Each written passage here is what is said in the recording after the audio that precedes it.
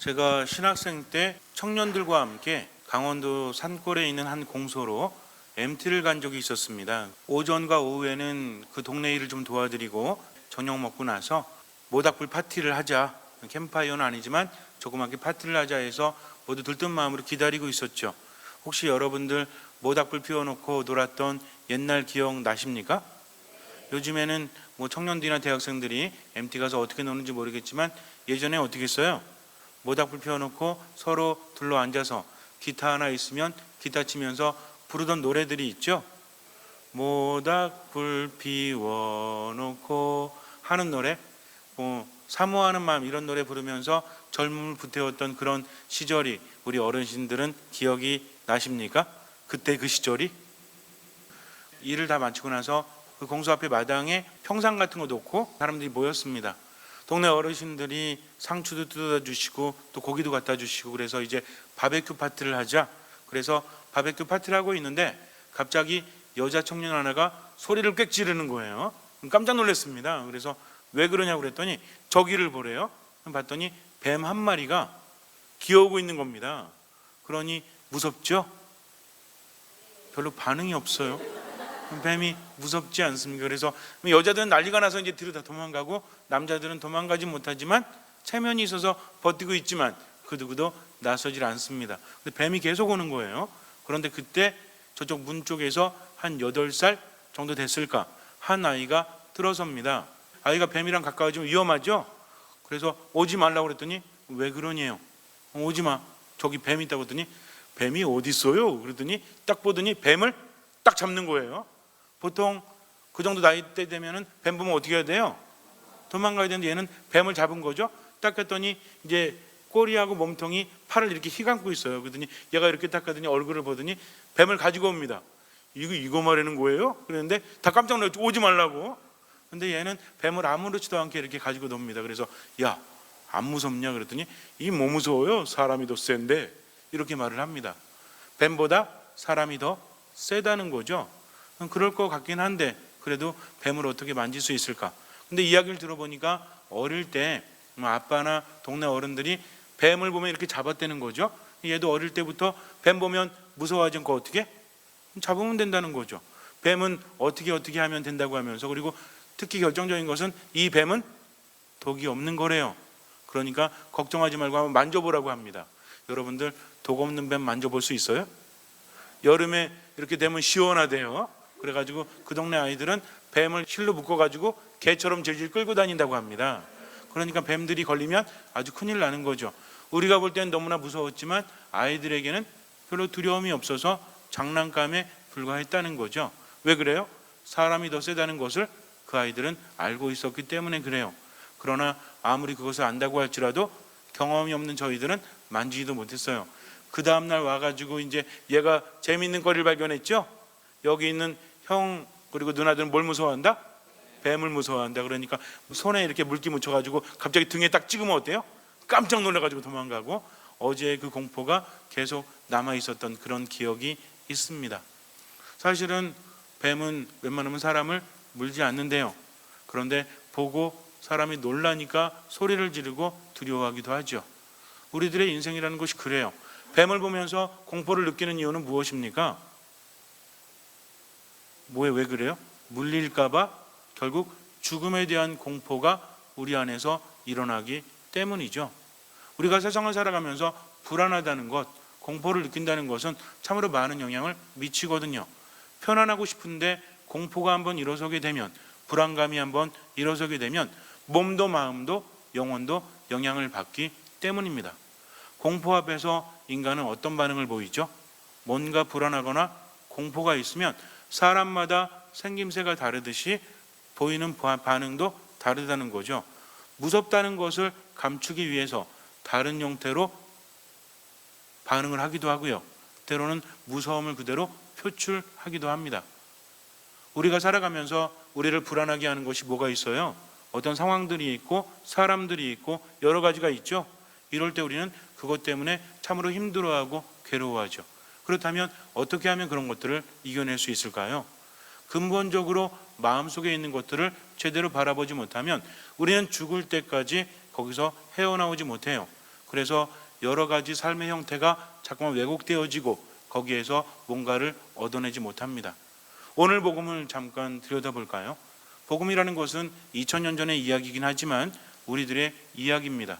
그래서 등장하는 모든 사람들이 우리가 될 수 있는 거예요. 예수님이 어떤 말씀을 하시는지 어떤 행동을 하시는지 잘 묵상해 보면 우리 삶의 여러 가지 문제들이 해결될 수 있다라는 거죠. 예수님께서는 갈릴레아 호숫가를 거점으로 활동을 많이 하셨죠? 그러셨어요. 예수님께서는 갈릴레아 호숫가 주변을 거점으로 많은 활동을 하십니다. 예루살렘에는 특별한 일이 있을 때만 올라가셨고 시골에서 활동을 하셨다는 거죠. 그런데 갈릴레아 호숫가라는 곳이 아주 특이한 곳이에요. 원래 예수님께서는 이 주변을 통해서 활동하시면서 아침에 사람들이 모이면 사람들이 무태에 이렇게 앉습니다. 굉장히 많은 사람들이 모여 있죠. 예수님은 어떻게 하시냐면 배에 타세요.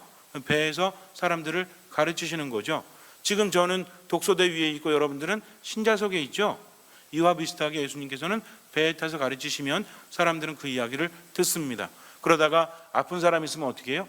치유도 해주시고 마귀 들린 사람이 있으면 마귀를 쫓아내시고 이렇게 하루 종일 말씀하시고 가르치시고 기적을 행하셨으니 피곤하십니까? 안 하십니까?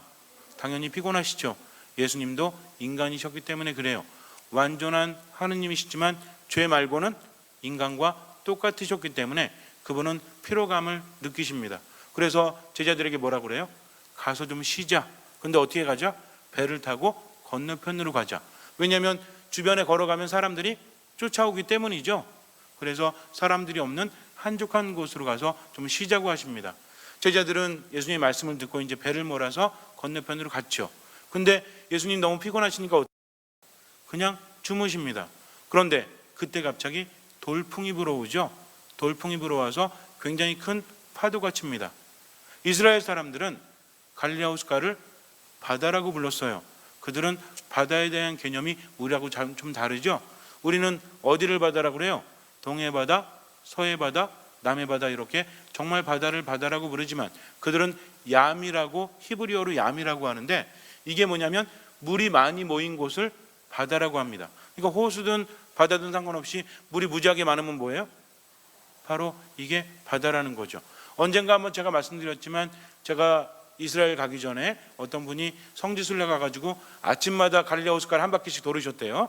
그래가지고 저도 꿈이 뭐였냐면 나중에 이스라엘 가면 갈릴레아 호숫가를 아침마다 한 바퀴씩 돌자 해서 갔죠. 근데 그 둘레가 50km가 넘어요. 그러니까 이분은 어떻게 했단 얘기야? 시속 50km로 산책해도 얼마 걸려요? 1시간이 넘게 걸리는데 그래서 야 이거를 아침에 1시간 만에 돈다는 것은 불가능하구나. 호수긴 하지만 뭐 같아? 진짜 바다 같아요. 너무나 넓으니까. 근데 문제는 뭐냐면 이곳이 해수면보다 낮습니다. 그래서 굉장히 낮은 바다, 가장 낮은 바다가 어디죠? 사해바다라고 하죠. 거기는 염도가 굉장히 높아서 생물들이 살지 못하죠. 굉장히 낮기 때문에 그래요. 근데 갈릴레아 호숫가도 굉장히 낮습니다. 더군다나 이 주변이요 산으로 둘러싸여 있는데 이 산의 높이가 300m 이상입니다. 한번 생각해 보세요. 이 주변이 다 산으로 이렇게 둘러싸여 있고 300m 이상인데 밑에 분지 형태로 호숫가가 있다. 그러니 바람이 불면 어떻게 돼요? 이쪽에서 바람이 불면 바람이 밑으로 내려가겠죠. 밑으로 내려온 바람이 평원처럼 빠져나가지 못하고 어떻게 합니까? 다시 맞은편으로 솟구쳐야 되겠죠. 바람이 여기저기서 갑자기 불면 이 호숫가가 어떻게 돼요? 50km 둘레의 굉장히 큰 호숫가라고 할지라도 흔들릴 수밖에 없죠. 바람의 영향을 많이 받을 수밖에 없어요. 그래서 방금 전까지는 아주 잠잠했는데 갑자기 바람이 불면 어떻게 됩니까? 돌풍이 불면서 파도가 엄청나게 치니까 바로 그런 상황에 직면한 제자들은 공포를 느낄 수밖에 없다는 거죠. 어부들은 물을 잘 다루죠. 그러나 어부들은 물을 두려워합니까? 두려워하지 않습니까? 굉장히 두려워합니다. 더군다나 어떤 물은 움직이는 물은 굉장히 두려워한다는 거죠. 아무리 수영을 잘해도 움직이는 무서운 파도에는 적응되지 않아요. 더군다나 시간이 언제였어요? 밤이었다는 거죠. 저녁이 되었을 때 앞이 보이지 않는 상태에서 돌풍이 불고 파도가 친다. 즉 무엇이 떠오릅니까? 죽음이 떠오를 수밖에 없고 지금 밖에서 물이 들이쳐서 배가 거의 꽉 차고 있다는 거죠. 그래서 물이 가득 차면 가라앉게 되면 어떻게 돼요? 죽는다는 거죠. 움직이는 물이 얼마나 무서운지 아십니까? 원래 고대로부터 움직이는 물은 죽음을 상징합니다. 그래서 어디가 자살률이 높대요? 강변가가 자살률이 높다고 하죠. 그게 왜 그러냐면 흐르는 물은 인간을 우울하게 만들고 죽음을 떠올리게 하기 때문이라고 합니다. 그래서 우리가 죽을 때 어디 건넌다고 그래요? 요르단강? 황천길이라고. 황천길. 황천을 건너면 죽음의 세계라고 하지 않습니까? 그래서 누가 여기 사공으로 있대 저승사자가 있다가 막 이렇게 데려간다는 그런 전설의 고향 이야기도 있지 않습니까? 그래서 이 물이라는 것은 근본적으로 정화를 의미하기도 하지만 또 생명을 의미하기도 하지만 뭘 의미한다? 죽음을 의미할 수밖에 없어요. 예수님의 제자들의 대부분은 직업이 뭐였습니까? 어부였다는 거죠. 그러니 갑자기 두려워져요. 옛날에 누구도 여기서 빠져 죽었는데 갈리아우스가를 보면 가장 깊은 곳이 40m가 좀 넘습니다. 엄청나게 깊은 곳이죠. 그래서 또 죽을지도 몰라. 그래서 처음에는 예수님을 깨우지 않다가 나중에는 정말 죽을 것 같으니까 예수님 깨우면서 뭐라고 그래요? 저희가 죽게 되었는데 걱정되지도 않으십니까? 하면서 예수님을 깨우죠.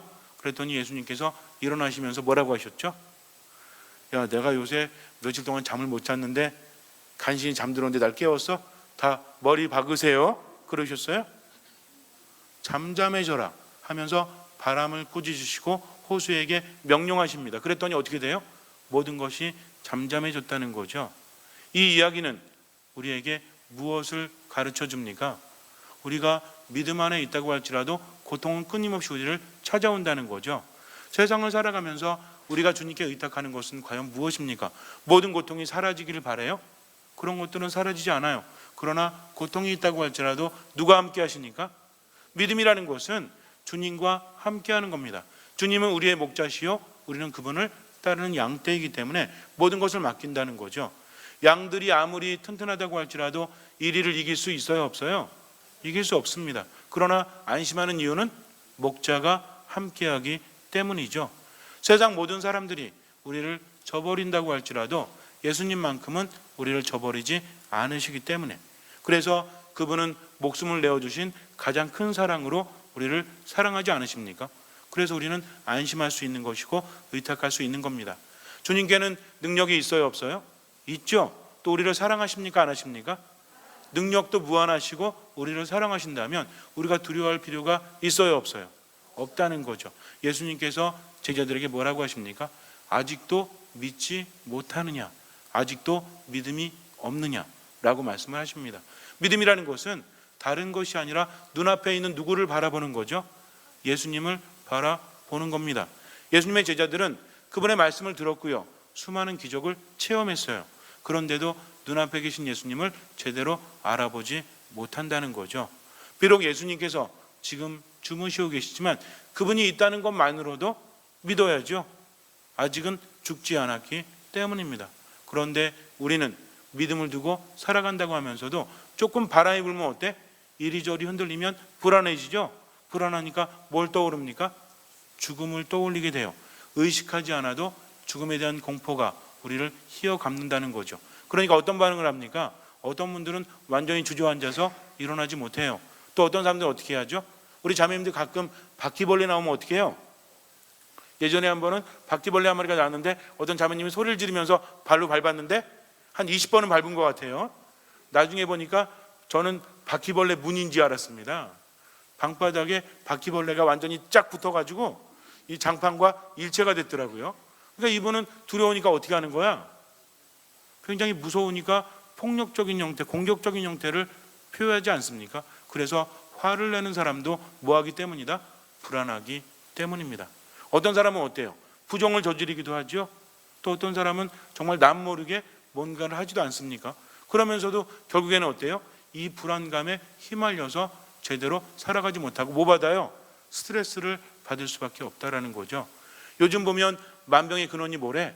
갑자기 젊은 사람들이 뭐 20대, 30대, 40대가 갑자기 자다가 죽는 것도 뭐 때문이라고 그래요? 스트레스에 의한 뭐라고 하지 않습니까? 그래서 결국에는 스트레스라는 것이 우리를 휘감는 것은 고통이 커서가 아니라 뭐하기 때문이다? 제가 여러분께 말씀드리고 싶은 게 이거예요. 고통이 크다고 해서 무조건 스트레스 받는 거 아닙니다. 힘들다고 해서 모두 포기하는 것은 아니라는 거죠. 어느 때 포기합니까? 희망이 없고 마음이 불안하고 제대로 의지할 곳이 없을 때 인간은 포기하게 되고 이런 양상을 드러내게 되고 절망 속으로 빠져든다는 거죠. 그러나 우리가 세상을 살아가면서 안심할 수 있는 것은 비록 고통에 노출된다고 할지라도 우리가 희망을 가질 수 있는 것은 누구 때문입니까?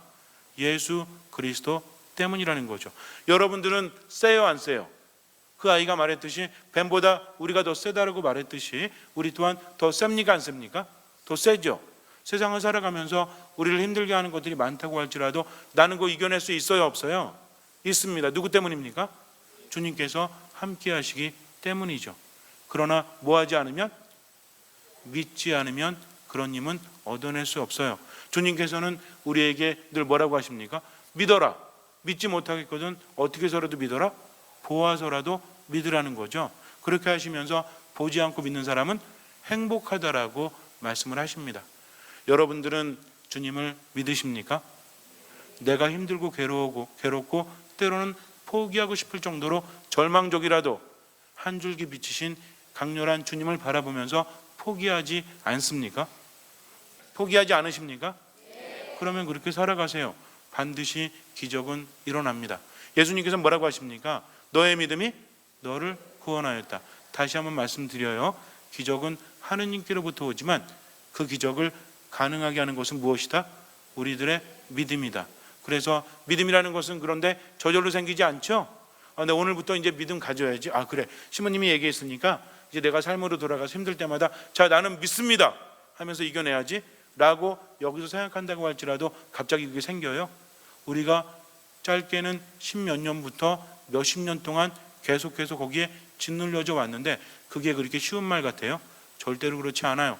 믿음이라는 것은 한번 마음 먹는다고 생겨나는 것이 아니라, 믿음은 어디서 생기죠? 믿음은, 자 따라하세요. 믿음은 들음에서 온다. 믿음은 들음에서 온다. 믿음은 들음에서 온다. 그러니까 주님의 말씀을 들으세요.